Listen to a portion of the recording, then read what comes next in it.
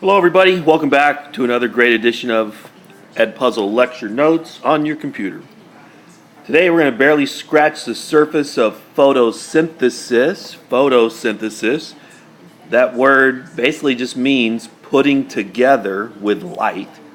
Photo means light, synthesis means to make, so it's making something with light. Now the question is, what are plants making? What are these autotrophs making through photosynthesis? And the answer, of course, is they are making glucose. And remember, the formula is C6H12O6. That's glucose. What else do plants make? Well, plants also release into the air 6O2, or 6 oxygen molecules. Remember, these over here, these are the products of photosynthesis. Well, what do plants need in order to make these? Remember, plants need 6 H2Os, or 6 water molecules, and they also need 6 CO2 molecules. Well, why? Why does it take 6 carbon dioxide molecules? Why not just one? Well, look over here. How many carbon atoms does it take in order to make a glucose? It takes 6. You need 6 carbon atoms. Well, the only way you can get 6 carbons to make the glucose, you got to have 6 carbon dioxides in order to get 6 carbon atoms. Same thing with the hydrogens. You can see here it takes 12 hydrogens atoms to make a glucose. Well, where do they get those 12 hydrogens from? Well, they get it right here. In every water molecule, there's 2 hydrogens. Well, that's why there's 6 water molecules, because we all know 6 times 2 equals 12. And that's where we get those 12 hydrogens in order to make the glucose. So in this one, I want you to notice, hopefully you know that this organelle right here, that's a chloroplast. Chloroplast. And it's green because it contains the pigment chlorophyll. I'm sure you've heard of that. And that pigment chlorophyll is what makes plants look green, because it absorbs other colors of light like blue and red, but it reflects green, and that's why it appears green to our eyes. And our daily objectives: identify various pigments. I briefly went over one pigment, chlorophyll. That's the main pigment, but what are some other pigments? And what are some structures that are involved in photosynthesis? So what pigments and what structures are involved in photosynthesis? And also, by the end of today, you should be able to identify the reactants and the products of photosynthesis. Definitely should be able to do that. Alright, so what is photosynthesis? Its basic definition is it's the process by which autotrophs, remember those things like plants that can make their own food within their own cells. So it's the process which autotrophs use energy from sunlight to convert CO2, or carbon dioxide, and water into a sugar called glucose. And remember, plants and other autotrophs also make oxygen gas, or O2, through photosynthesis. So what is a pigment? What is a pigment? If you take art class, you've probably heard of pigments and you think of their colors. Well, that's basically all they are. So pigments are just molecules that absorb some wavelengths of light and they reflect others.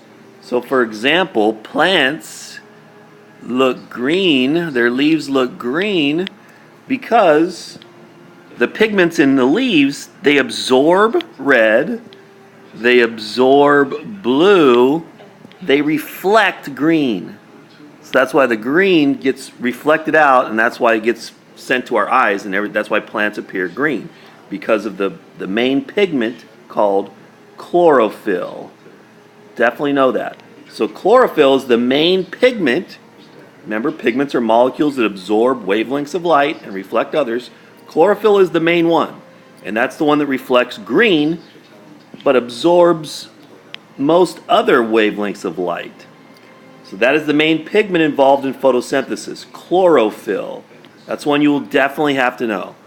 And once again, we see green because chlorophyll reflects green, and that gets reflected back to our eyes.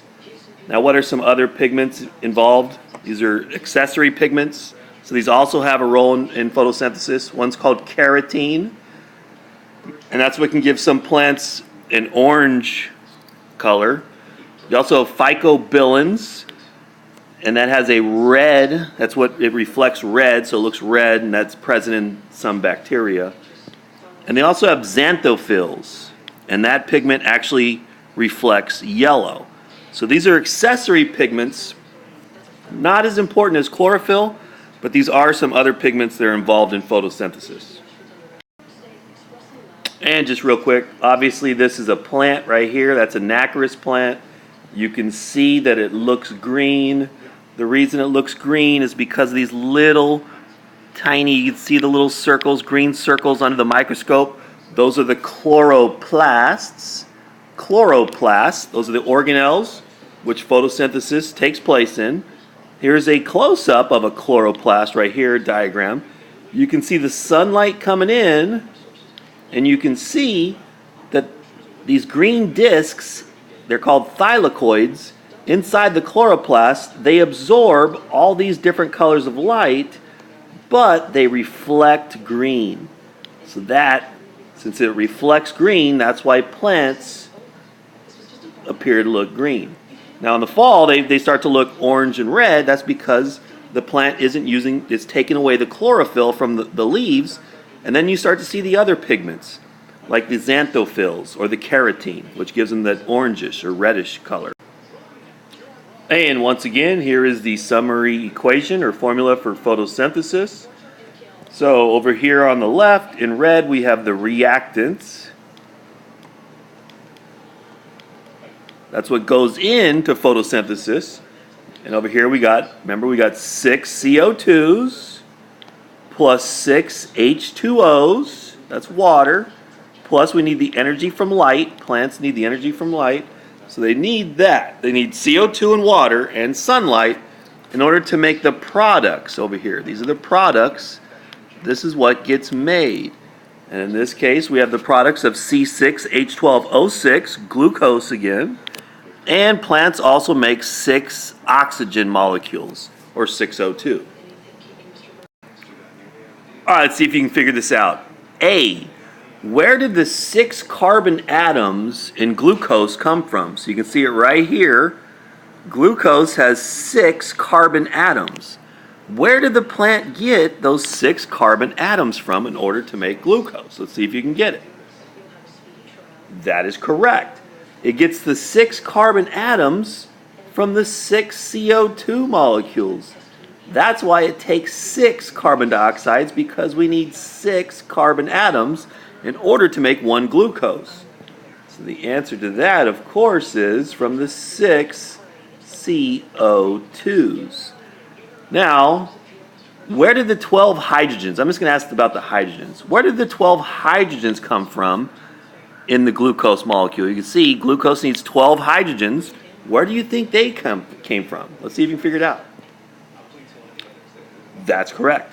Of course, those 12 hydrogens came from the 6 H2O molecules. Because you can see right here, each water molecule has 2 hydrogens, but since we have 6 of them again, 6 times 2, of course, everybody knows, equals 12. D, what are the products of photosynthesis? We should know that by now. It's glucose, or C6H12O6, plus you also get 6 O2s or oxygens, and those are over here. What is the energy source for photosynthesis? That's obvious. It's right here. Sunlight, or any type of light. And what are the, I don't know why I'm going back and forth, but C, what are the reactants in photosynthesis? Obviously, plants need 6 CO2s, plus they need 6 H2Os. Those are the reactants, and those are found over here. All right, so earlier we discussed our daily objective. One of them was identify the pigments and the structures involved in photosynthesis. We already went over some of the pigments. Remember, the main pigment is chlorophyll, which looks green. Then there was also carotene, xanthophylls, and phycobilins, which can make red, orange, yellowish, stuff like that. But chlorophyll is the main one. Now, chlorophyll is found within the organelle called the chloroplast. And that is this diagram right down here. Chloroplast is the organelle in which photosynthesis takes place. So obviously those are found in plants. Now you're going to have to know different parts of the chloroplast. The first one's called a thylakoid. Thylakoid. And the thylakoids are each one of these little green discs inside of the chloroplast. So each one of these little green discs, and it looks like a stack of them, each one of those is called a thylakoid. And the thylakoid is where the light-dependent reaction is going to take place. Now I know we haven't learned that yet. There's two different reactions in photosynthesis. The first one's called the light-dependent reaction. And the light-dependent reaction takes place within the thylakoid membranes. That's the light-dependent reaction. Now, a grana is basically like the same thing. So each one of the green discs is a thylakoid. Well, the whole stack of green discs makes a granum. And grana is plural, so more than one stack of these green discs would be grana. So a thylakoid is each one of these green discs. A stack of thylakoids on top of each other is a granum. And the last part you're going to need to know, there's a gel-like fluid inside the chloroplast, but outside of the green discs. This fluid out there is called the stroma. Now, the reason why the stroma is important because it's where the second stage of photosynthesis takes place, and it's called the light independent reaction, and it's also sometimes called the Calvin cycle. It means the same thing. We're going to go over them in detail, but the light independent reaction takes place in the stroma, where the light dependent reaction takes place in the thylakoids. All right, last slide is basically the same exact thing as previous slides, but oh well. So remember, the organelle where photosynthesis takes place is called the chloroplast. Chloroplast, and that's what this diagram is here. You can see sunlight coming down, hitting the leaves of the plant. Remember, it reaches these green discs called thylakoids. Thylakoids, so the sunlight is actually hitting the thylakoids. You can see that the chlorophyll is absorbing red, yellow, blue, purple, but it is reflecting the color green. So that is why plants appear green, because chlorophyll reflects green wavelengths of light. Remember, the stack of thylakoids is called a granum, or grana for plural. And remember, the space outside of the green disc thylakoids is called the stroma. Remember, the stroma is where the light-independent reaction takes place. And within the thylakoids and the green disc, that's where the light-dependent reaction takes place. And we will go over both of those on your next lecture. All right, so now we're going to see how much you learned or how much notes you took. If you took notes and paid attention, here comes some easy questions. If you didn't, feel free to guess. All right, thank you for listening. Hope you enjoyed it. I'll talk to you next time.